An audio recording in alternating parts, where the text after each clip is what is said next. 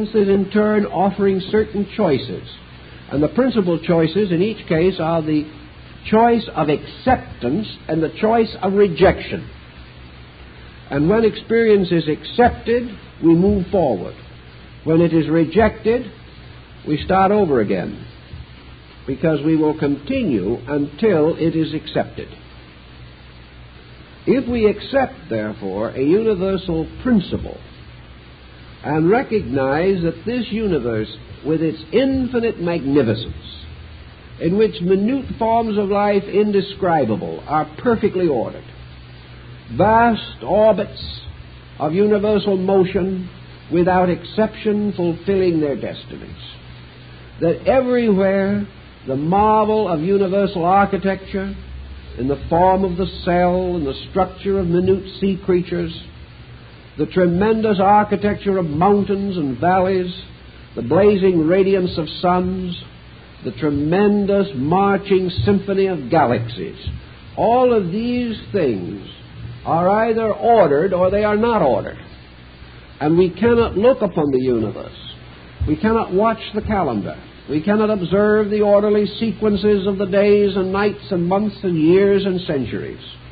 We cannot measure the precessions of the equinoxes or contemplate the phenomenon of the tides without being instinctively aware that we are in a universe ruled by facts, ruled by common sense, and ruled by principles that are not only enduring, but by their very nature have to be meaningful. And this meaning for man can only be one possible meaning. There is only one excuse for suffering, for living, for existing, for passing through the infinite concatenations of youth and maturity and age. There can only be one reason, and that is man is supposed to grow. That he is to mature something, that he is to achieve some greater knowledge or consciousness in himself than he might otherwise possess. That this consciousness or knowledge cannot be conferred vicariously even by God, but must be experienced by the living thing so that it becomes his own. And that this experience has as its ultimate, as indicated by the truly great whom we have known in life and in history, as its ultimate in the production of the individual who is enlightened, who accepts, who is a patient, who is wise, and who is in all things as good as human nature can be. So nature is producing better human beings out of insight, out of experience. And through experience, man has his magnificent opportunity to grow and become a truly perfect creature in this world of which he is a part. So philosophy insists upon this basic realization. And also that there is in nature a law relating to causes and their effects. That everything in nature has to be exhausted in its causes before its effects can cease. And that each effect may lead to further causes by a process called in Buddhism the nidanas. In this process, each of us, in solving a problem, creates a new one. In attaining a certain level of insight, becomes immediately responsible for the attainment of a further level. Thus, nature is everywhere operating with justice.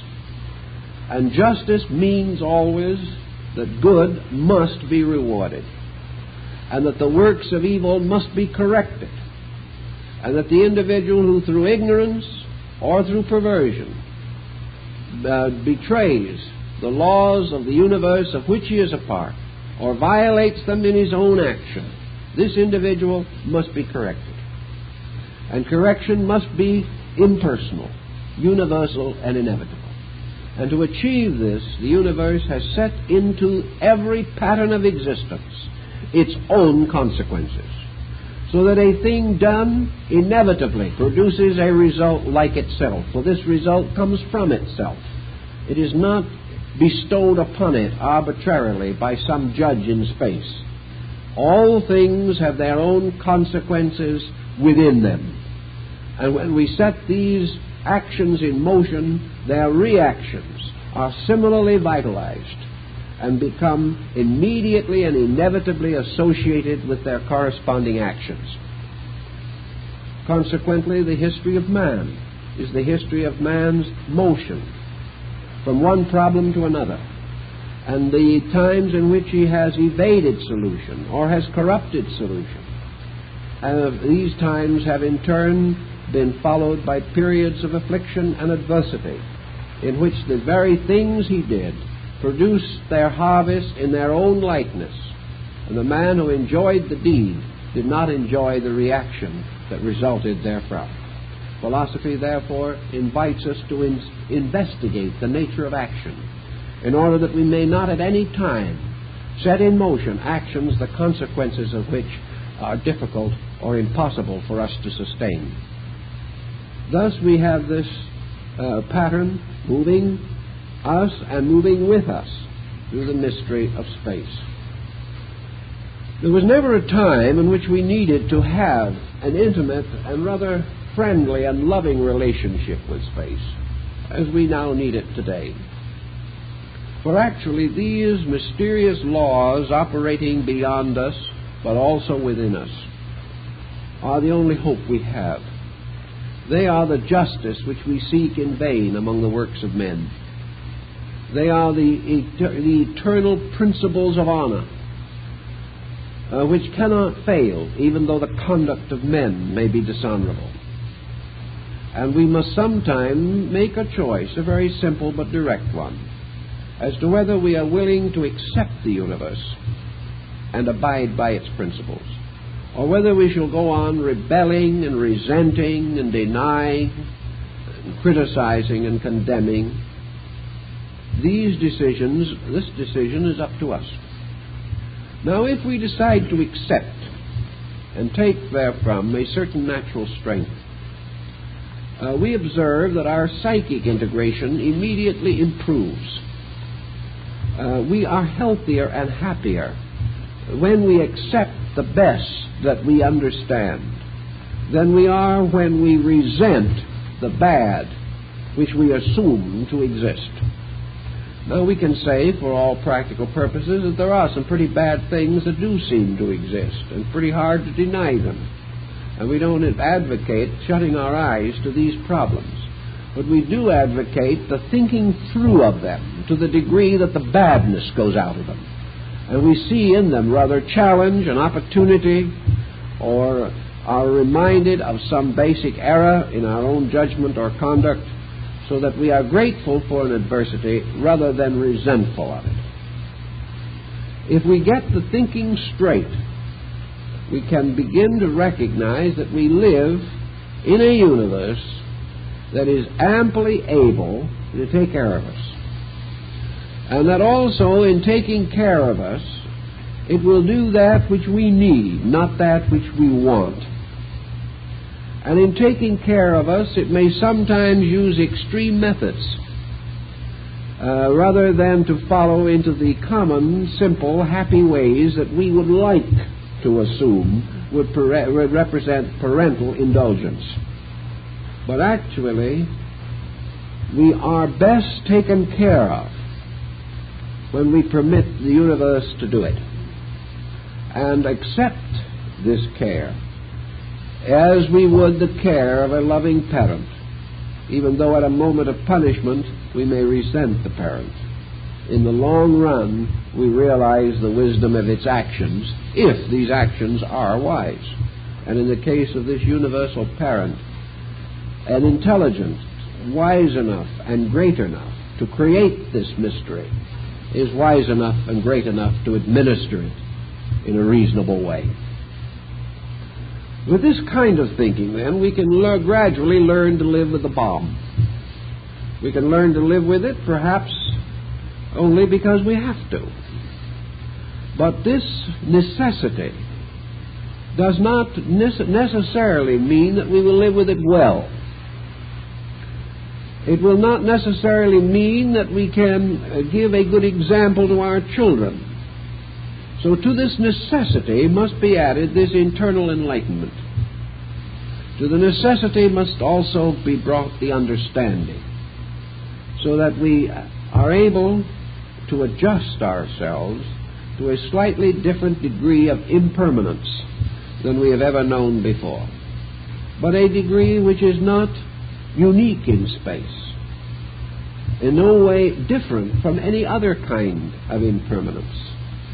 In the fall of 1923, a great earthquake hit the Japanese islands. In this earthquake, if the truth were known, and I suppose the truth will never be known because of the conditions and the situation, I would suspect strongly that 250,000 died. We became duly and properly perturbed over this, and we rushed help to them, and we did all that we could to ease this situation. But this emergency was just as great as an emergency caused by a bomb. In the Lisbon disaster, about 150 years ago or something like that, between 70 and 80,000 persons died in a few hours. There have been earthquakes in Asia, for example, that have shaken and torn to pieces areas larger than the United States in one quake. These things we call natural phenomena. And if villages and cities and towns are swallowed up, rivers are turned from their courses and inundate cities, or in another way, if cholera moves across Asia, as it frequently does, there have been years when cholera alone has taken 8 million lives, these things do not seem to frighten us so much. We don't want to be there when it happens, but it's a line or two in the newspaper underneath the football score. These things we take for granted, so that actually life to us subconsciously is not viewed as we consciously view it. Life to us is a perishable commodity. We know this, and we adapt to it in any way that we can. But the bomb is different. The reason why the bomb is different is because man is responsible for it, and he has the guilt of it on his own soul. He has no guilt for earthquakes. But with the bomb, he suddenly feels that he himself is destroying his own kind, that this whole thing is a sort of dishonorable suicide. This hurts him. It hurts him because man has always wanted to be regarded as the noblest of creatures. He likes to think he is far above the animal, far more advanced than primitive peoples, that he has a marvelous record of progress, and then crash, this thing explodes in his face, wiping away all his progress as far as its own psychic overtone is concerned. Perhaps we have to help man in this dilemma. Help him to realize that although he has done this thing, all he has really done is built another kind of a castle in a sandbox and knocked it down. That actually, just as surely as he has overestimated his attainments, now he overestimates his own destructiveness. Well, what can he destroy? Nothing that worms would not ultimately take away. Someone said not too long ago that there was a killer loose in the world that was more terrible than anything that we could command or imagine, and that this strange, insidious thing would, in the course of the next 100 years, take 3 billion lives. This killer is the death rate. We don't think about that too much, but we didn't create the death rate. It is this moral thing that has come down to hurt us. It is this thing within ourselves in which we suddenly stand face to face with a kind of savagery and become aware of the atavistic tendency of our own conscience and our own consciousness in its lowest and least unfolded condition. So now we have to live with these facts also. We have to live with a philosophy. And the philosophy tells us very simply that the reason why man could create the bomb is because man forgot. the most important part of his heritage, and that was the heritage of beauty and truth and love. That with all his haste and development, he considered canons to be practical and love a vanity of women.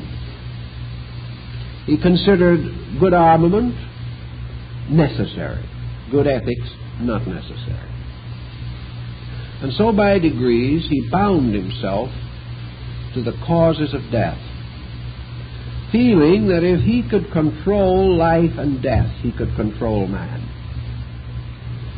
That the one threat he could hold over the head of any man is the threat of death. And that for most people that threat would bring them to their knees. In the desperate effort to live, men would sell out everything that is real and valuable in life and simply cling with their fingers dug into the earth. Cling for a little longer to this right to be physically alive. This was the power of death. This is the power of death that Jesus sought to tell us had no longer any authority. But we didn't understand. We didn't know the meaning of these words. We did not realize that death would be swallowed up in life. We were unable to orient these facts. Now we've gone along and we've had a fairly successful century. We have made a lot of money. Look like stocks are picking up a little. But the rise in stocks isn't as cheerful as it used to be. I heard a man say yesterday, they're going up, but why? They're going up because it looks as though men would die. We're learning. And we have to learn a lot more. We have to learn the lesson that we refuse to learn in love. We have to learn this inevitable tragedy of the individual ignoring those values in his own consciousness which alone make him human. So if we can't do it, and if we won't do it, and if we insist upon playing chess with human life, then we are breaking the rules. And it is necessary for us to discover the meaning of this in universal terms. But the fact that we may be seriously chastised for a very serious fault, because the universe has been more than patient with man. He has been a nuisance from the beginning. And many have regarded him as the most vicious parasite that was ever produced by nature. He has plundered everything and restored very little. He has given little of himself to the advancement of life, but has taken from life everything he could get. Nature says this isn't cricket. This is not the way it's done, my friend. You had all kinds of wars, massacres. You have seen tragedy, sickness, crime, and death, but you've done nothing about it. You have gone merrily on your way, saying to yourself, I can make a profit off of this war and it'll be fought somewhere else. Nature says this won't work. And so now we find a more severe evidence of our own mistake. Now everyone is not involved in this mistake. Most people as individuals do not want to go to war. On the other hand, most people also in their various ways have been affected by this situation. War, in a little way, can be simply called selfishness, self-centeredness, unreasonable ambition, cutthroat competition in business, the desperate effort at status. All of these things are of the same essential substance as war. They are all wrong. They are all false, and they are all dangerous to the common good of man. So we are all to a measure tarred a little with the same brush, although in many ways we do not wish to believe that we are. If by any chance, and there will be a good many, we are not really, in this classification. If to the very best of our own knowledge and understanding we have lived as good a life as we know how to live, how then shall we explain that we too may be within the dangerous area of fallout? How are we going to say that nature is going to be able to divide between the just and the unjust? How are we to assume that when one of these blasts go off, the worst will be nearest to the center? We don't, because that may not be the place where the best or the worst can be found. There are those who, in case of atomic war, would die. There are those who would live. Which one would be in the more fortunate condition? How do we know? And there might be some who would save what they are and lose what they have and would wish they were dead. But they will still live. There are others who may be snuffed out so instantaneously that they will be spared from 10 years of arteriosclerosis. Which of them is suffering the worst? How do we know? We know that one thing is true, that out of every 10 persons who might instantly be destroyed by a bomb, 3 would otherwise die of long, painful, lingering illnesses by natural causes. Who is being punished? How do we know? Might we not possibly suspect that the nature of the punishment involves very deeply and immediately the nature of the person upon whom the so-called punishment falls? The same destruction that will destroy the hope of one will release another from a tragic situation in which there is no hope. How do we know? The answer has to lie in the consciousness and the adjustment of the individual. And although many might perish in a single place, each will perish as an individual. Each as a consummation of a situation in life. Each according to the dictates of a pattern which they themselves have carried to some degree of maturity. There has to be some way in which this type of common disaster, like a natural disaster of equal magnitude, cannot be unjust. The only answer to this is that pain and pleasure, life and death, hope and fear, faith and doubt, all of these are as they are to the person himself.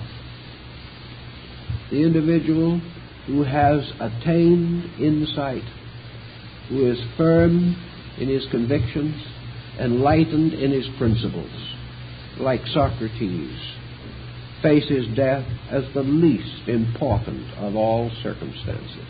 It is not important to him.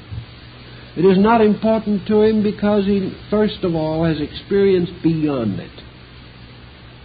And to Socrates, it was more important to maintain the truth of a matter than it was to compromise that truth and walk free by the payment of a small sum of money. Socrates did not need to have died. But death was so unimportant to him that the fear of it, which controlled most of the men of Athens, did not touch him at all. Socrates could not have been injured by an atomic bomb. He could have been killed, but he could not have been injured. Nor could this thing have caused in him any unreasonable anticipatory apprehensions. He would not live in daily fear of what might happen, and by this very circumstance live so miserably that if it did not happen, he then had no reason for life at all. He would continue to do these things which he knew to be right. And the length of life was simply of no unusual concern to him. He might take what precautions he could. He might do everything reasonable.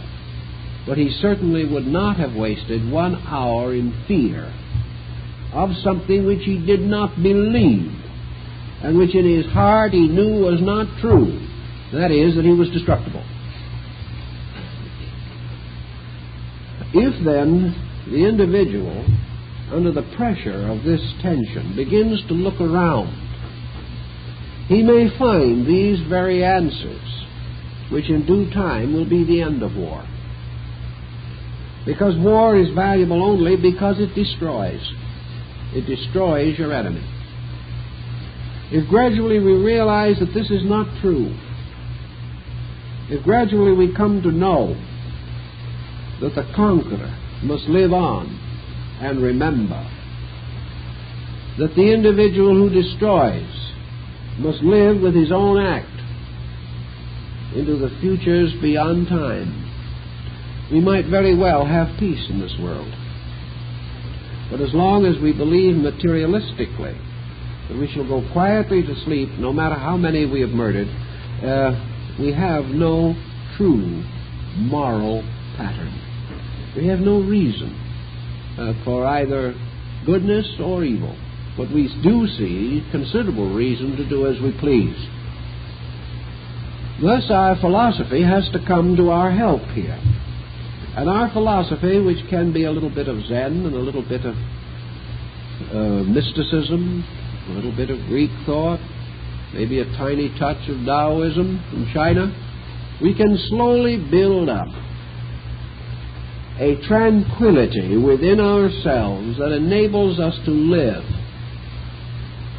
without being scarred, without having something of a sickness creep into our hearts, by which all our values become pessimistic. In order really to live a critical, dissatisfied, antagonistic, disillusioned life, we have to be pretty poor in understanding of principles. We have to waste a lot of energy, and the chances are, the way we're functioning now, we will, most of us, die of acidosis before any bomb ever gets us. We are breaking down and breaking up. We are continually anticipating the worst, and we are living under nervous tension and stress, which is so acute that we become obnoxious to ourselves, our families, our friends, and even downright strangers. This is no answer. It is all part of this insecurity pressure that we have within ourselves. We call it anything we want to.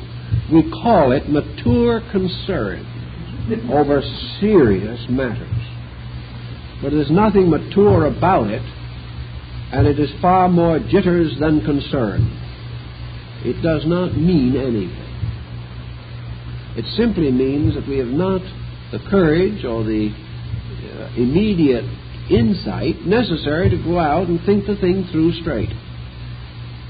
Now, there is always a very good possibility that there won't be any bombs fall. There's always the very good possibility that man's subconscious has already learned a little bit, and that nobody really wants to be the one to drop the first one. There might be also rather physical advantages in being cautious, because as these stockpiles rise, it becomes obvious that the destroyer must himself accept a tremendous attack of destruction from his adversary.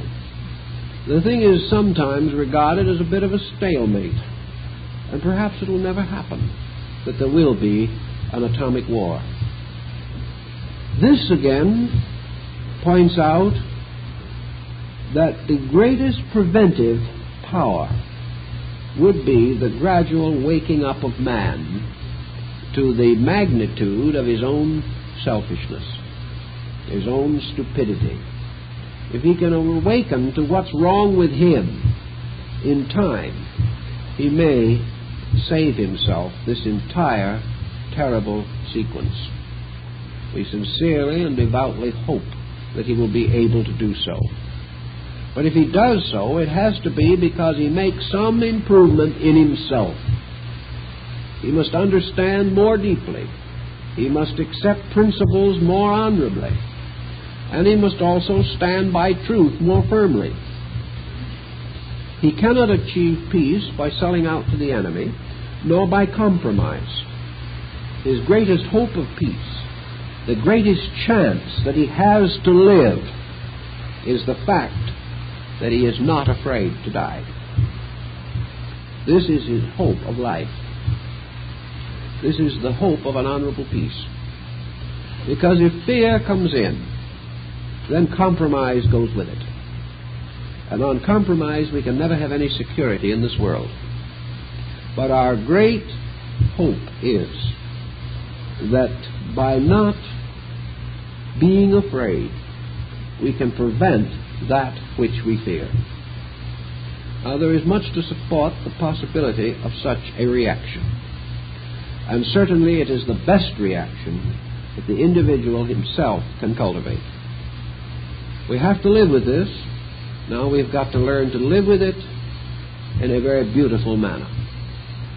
There was a case that a little bit on this order. It was a private problem, but it's not so far from it. Years ago, there was a very distinguished and cultured Japanese gentleman who had given his life very largely to beauty and to art and to literature and to culture. And one day he learned that he only had a few days more to live. He was an elderly man. A serious illness had invaded his body, and it was only a matter of days. So the last day of his life, he was assisted partly from his bed. They went down into another part of his house with the assistance of his family. And there, seated quietly on one of the mats of the floor, he gathered up the flowers for a flower arrangement. To him, this was the best way to go. That his last work here would be a labor of beauty. That he would find in the gentle peace of bringing beauty according to his concept of beauty, that he had the answer. And shortly after he finished the arrangement, he passed on. But his last expression in life was not fear, nor hate, nor anxiety, nor doubt, but the simple continuance of an act of beauty. This was the way he wanted to go. If our world would live more like that, it would not go. Because it is where the important values are that our security rests. And if each person in his own life held beauty more sacred than life, love to be greater and deeper and stronger than pain, quietly we would fulfill our various works and in our due time quietly depart. This is the way nature intended. But man, by false values, by constantly creating artificial things and becoming the slave of them, has lost these simple dignities that are important.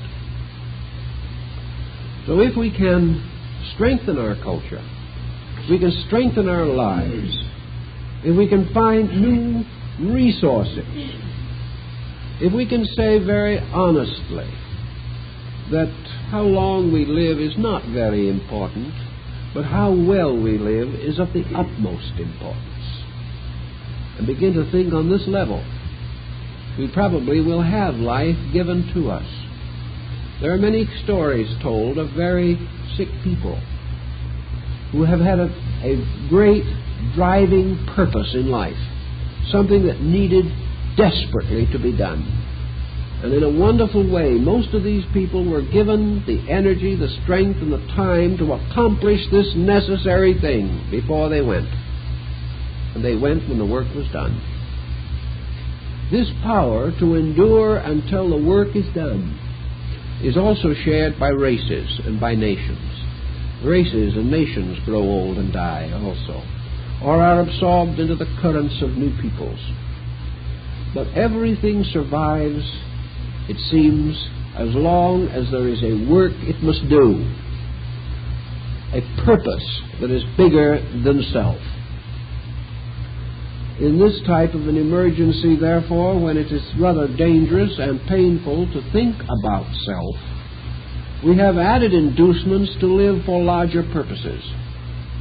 We have more inducement than ever before to enrich this being in the body, so that if it goes and when it goes forth best prepared and equipped for an existence in space. For surely it will leave behind these things with which it is familiar. But the principles of life, which it has absorbed and contemplated and built in as character, these are a heritage that will not fail. So what our atomic age is telling us in terms of philosophy is rather simple. It is simply telling us what we have always known, that everything here is transitory. This is just a little more obvious statement of it. Also, that each individual must gain a philosophy of life that is stronger than death. That death cannot be regarded as any longer either a nuisance or an interference. It must be regarded with some of the same concept of understanding that Walt Whitman had when he wrote a beautiful poem to death. Death is a friend because in many ways it consummates the various activities of life. It breaks up patterns that could not otherwise be broken. It releases individuals from cycles from which they can no longer release themselves.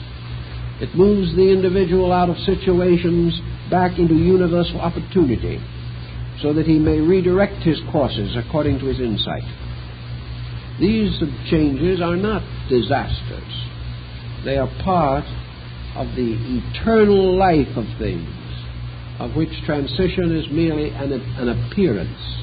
Suns, moons, planets die. Everything passes from an active to a passive state. Everything is objective and then subjective. These tides are forever turning in the universe. Our main concern is that when men interfere with this tidal rhythm, suddenly death becomes a terrible thing, because it is apparently caused by so terrible and horrible an instrument. But regardless of what causes it, it is the same. Regardless of what it is, each person must rise above it by an experience of his own consciousness. One of the Greeks said that all men in this world live for one reason, and that reason is that they shall learn how to die. There's a lot of wisdom in that, because death is one of the most honorable, the most magnificent experiences of life. It consummates life even more than does birth. And there is no episode between the birth and death that more gallantly calls upon all that we are, or more perfectly reveals both our strength and our weakness. So that in this issue we can move with a certain contentment, even in an atomic age, fully aware that nothing can happen to us that is not right, and that if it is right that this should happen, then it is because there is an end beyond far greater, that this is only an appearance, but that the substance behind this appearance is eternal good and eternal love, ever moving. It is always easy to see love in those who do things to please us, but we must also learn to see love in the wisdom of heaven that does that which is best. This is our understanding. This is what philosophy does for us. And this is how we can take philosophy and apply it to the problem of this time. And if we can apply it well, we shall achieve more than one end. We shall not only attain a quietude, a gracious acceptance of inevitables, which is the most important conservation of energy possible to us, But we will set a good example to a world that is shaken and rather sick about it all. For in these times, it is important that philosophy shall enable us to walk upon the surface of the ocean and say unto the waves, be still. This walking upon the ocean is man's ability to walk quietly across the surface of eternal change, unaffected by it. That the individual has the power to say to the tempest, be still. He also has the power to say to his own heart, be still and know.